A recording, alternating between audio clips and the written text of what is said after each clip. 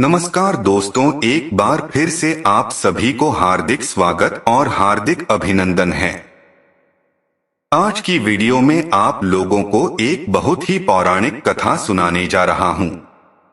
यह कथा पितृपक्ष में विशेष करके सुनने से मनुष्य के सारे पाप खत्म हो जाते हैं और धन की प्राप्ति होती है और उसे पितृदोष से मुक्ति मिलती है।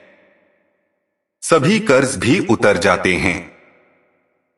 धन्य धान संपत्ति की प्राप्ति होती है तथा सुंदर गुणवान पत्नी की प्राप्ति निश्चित ही होती है।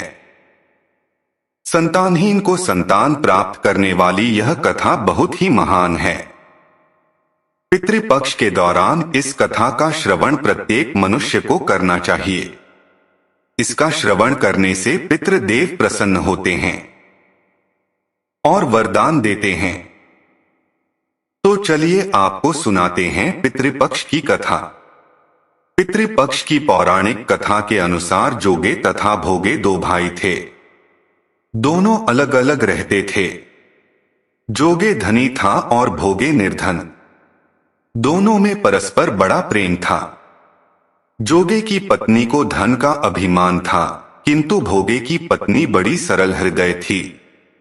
पितृपक्ष आने पर जोगे की पत्नी ने उससे पितरों का श्राद्ध करने के लिए कहा तो जोगे इसे व्यर्थ का कार्य समझकर टालने की चेष्टा करने लगा, किंतु उसकी पत्नी समझती थी कि यदि ऐसा नहीं करेंगे तो लोग बातें बनाएंगे। फिर उसे अपने मायके वालों को दावत पर बुलाने और अपनी शान दिखाने का यह उचित अवसर लगा।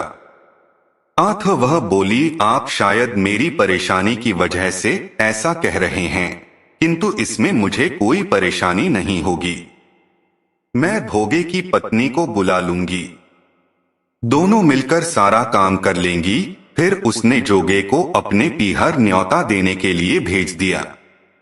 दूसरे दिन उसके बुलाने पर भोगे की पत्नी सुबह सवेरे आकर काम में जुट गई। उसने रसोई तैयार की, अनेक पकवान बनाए, फिर सभी काम निपटाकर अपने घर आ गई।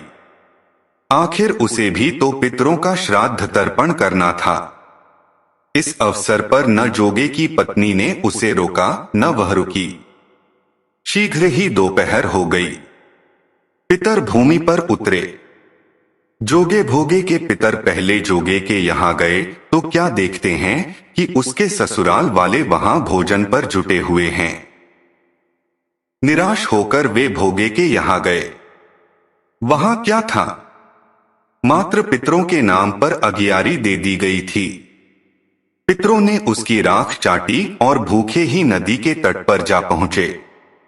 थोड़ी देर में सारे पितर इकट्ठे हो गए और अपने अपने यहाँ के श्राद्धों की बढ़ाई करने लगे। जोगे भोगे के पितरों ने भी अपनी आपबीती सुनाई। फिर वे सोचने लगे, अगर भोगे समर्थ होता तो शायद उन्हें भूखा न रहना पड़ता, मगर भोगे के घर में तो 2 जून की रोटी भी खाने को नहीं थी। यही सब सोचकर उन्हें भोगे पर दया आ गई।